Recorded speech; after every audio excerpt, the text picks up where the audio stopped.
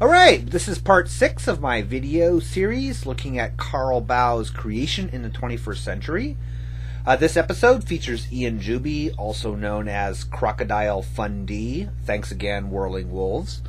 And is called Down from the Trees. I'm going to show this next little clip here. This is the comedy portion of our show.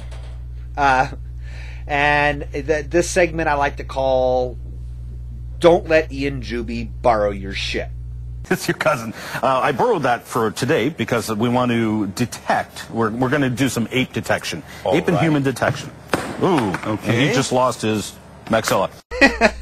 Let's watch that again. I borrowed that for today because... Ooh. That just kills me. Now, this is what they call the Tong Child. Mm-hmm. Now, it was originally found by Dr. Raymond Dart, and he originally tried to purport it as a human ancestor again. Actually, even most evolutionists now agree that really it's just an immature ape. Certainly. It's what it is. Basically a baby ape. Sure. Now, what's really interesting about this, when it was first depicted or first discovered, if you recall, brain capacity is important to the evolutionists. So when they measured the brain capacity, or at least supposedly measured the brain capacity, it was originally reported to be 510 cubic centimeters. Oh, that's pretty good sized brain. For a creature this size, yes. And so to them, that's very significant because it appears more human-like, or a smarter ape. Yes, in the process of climbing down from the tree. That's right. Now, decades later, it gets remeasured, and lo and behold, it's not 510. It's only 407 cubic centimeters. What changed? Okay, I would love to see where, in any published article anywhere, where there are evolutionists all coming to an agreement that the Tong Child is just a baby ape.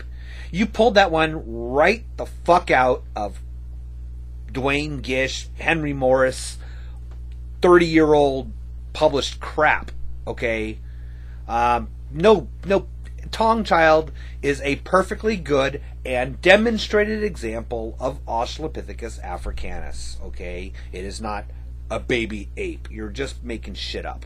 And the stuff about brain size, first of all, now I love it.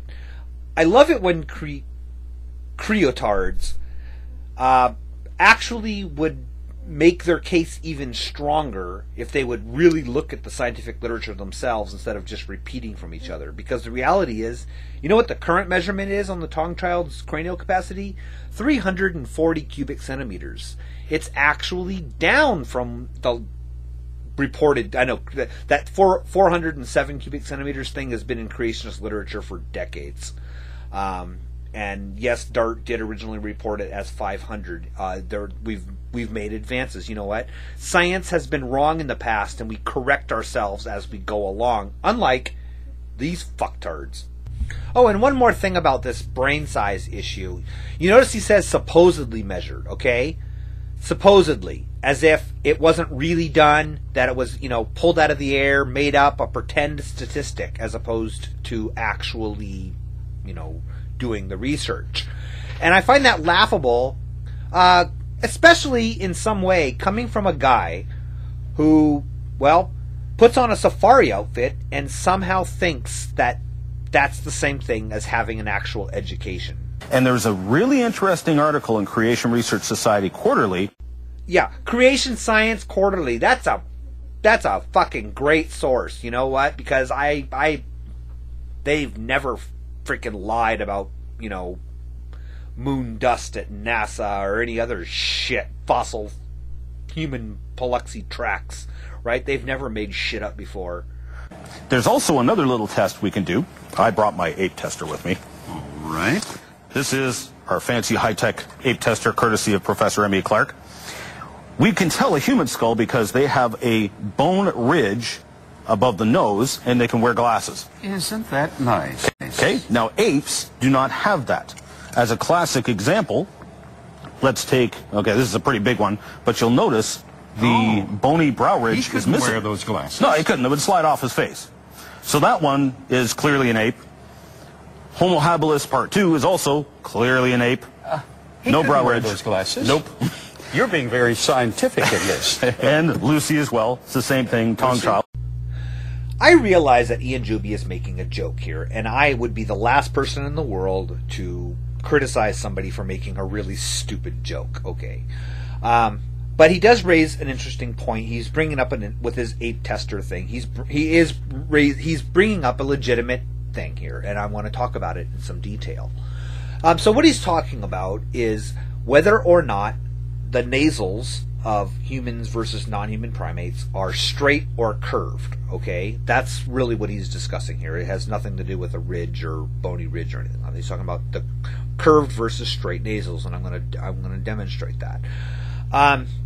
And by the way, just like everything else that Ian Juby has ever said, none of it is really his own material. It's pretty much lifted right out of other creationist sources. And this particular claim, now he mentions M.E. Clark, and I don't know, I haven't heard Clark make this claim before, but I do know David Menton said exactly the same thing in his video, Lucy, She's No Lady.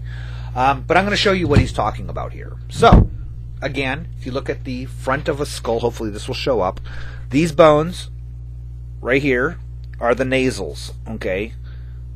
If you look to the profile, you see that the nasals of a human being slope and they curve outward, okay? So they curve down, which is the bridge of the nose that where you can keep your glasses. And if you look at I'm going to use an orangutan skull.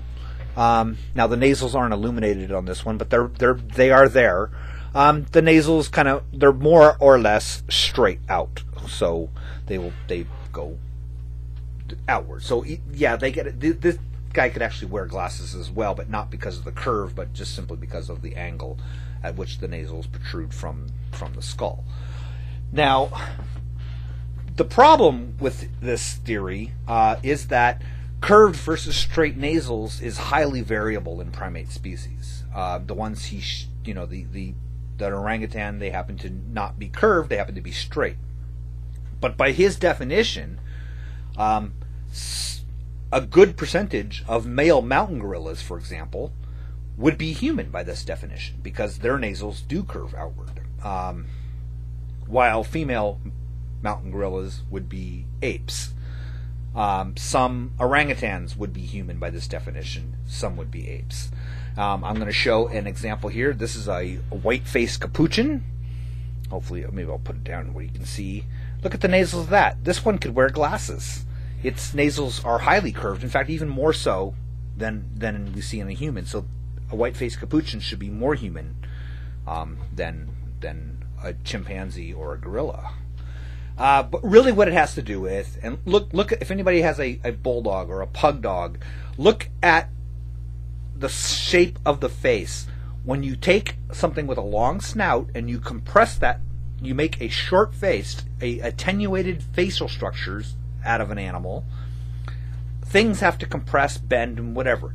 Those curved nasals are really that's really what's going on. Those curved nasals in humans are the fact that you've taken an elongated face, jaws, and you've compressed it backwards, okay? White-faced capuchins and a number of other monkeys also have a short face, and they likewise demonstrate the curved nasals. Now, the second point here, I'm going to make this really quick, is the fact that if anybody has ever been punched in the face or had a car accident or, I don't know,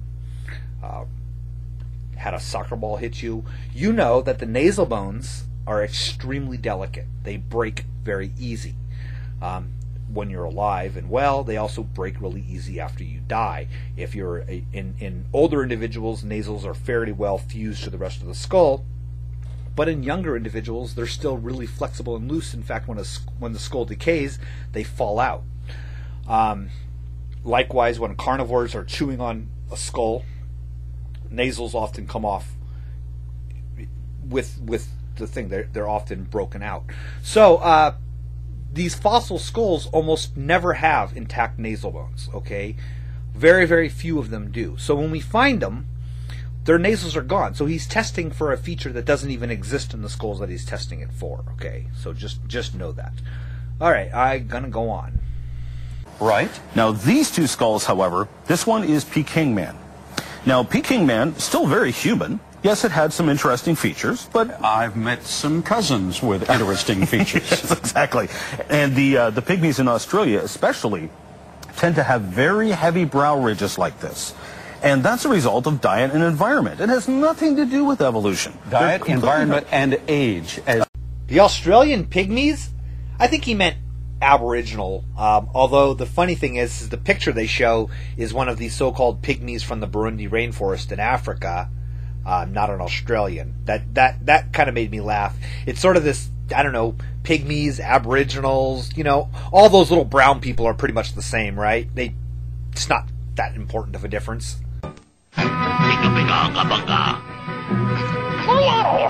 Okay, let's run the test. Peking Man, yep, he passes the test. Very human. He can wear the glasses. He can wear the glasses, no problem.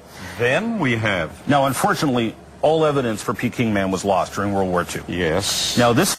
all evidence of Peking Man was lost? How interesting, considering the fact that some of the original Peking fossils made it to Europe before World War II, and subsequent to World War II, when the famous ones were lost during World War II, subsequent to that, more have been found, not only at the original site, but also in other places in Southeast Asia. Other samples of Peking Man have been found. Now this is Homo neanderthalensis. Now, he can wear the glasses, okay?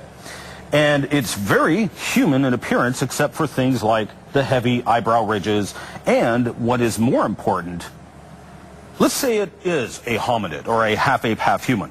That's a problem for the evolutionists, because Neanderthal Man actually had a larger cranial capacity than we do. Much larger cranial capacity. And that cranial capacity is given for a reason. First of all, I challenge Ian Juby to find a reference from the last 100 years where anybody claimed that Neanderthals were half ape and half human. That's not the definition of a hominid. A hominid is any member of the family that includes human beings, their extinct relatives, chimpanzees, and gorillas, the African apes, and their extinct relatives. That is the definition of a hominid, member of the family Hominidae. Neanderthals are very advanced hominids, and nobody thinks of them. They're not even thought of as being a human ancestor anymore at all. We know from genetics and we know from morphology for decades that they are a side branch of the human family. So that's a stupid thing to say. And also this stupid Clan of the Cave Bear bullshit about their brain size being much larger than humans it's just a load of crap, okay? The first specimen of Neanderthal found had a larger brain capacity than the modern human average. Some Neanderthals have a brain capacity smaller than the human average. Now, they did have large brains. Basically, statistically, Neanderthal brain size is equal to that of modern man. They pretty much had the same thing. They did tend to have larger heads and slightly larger brains, but that's not a problem for evolution. In these closing moments, the audience needs to know that, first of all, you've made a major statement, a positive statement for truth. We're out for truth. That's all we want. Yeah, truth is all we want. And your money. And all of your money, in fact. As I said before with this guy as well as other guests, neither of them would know truth if it fucking bit them in the ass, okay? Truth means nothing to these people. That's why they lie. That's why they misrepresent people. That's why they take good scientists and they drag their names through the mud, because it convinces people to cough up their hard-earned money for their cause. That's all these fuckers want. We were created very distinct. As these other creatures, their counterparts are alive today.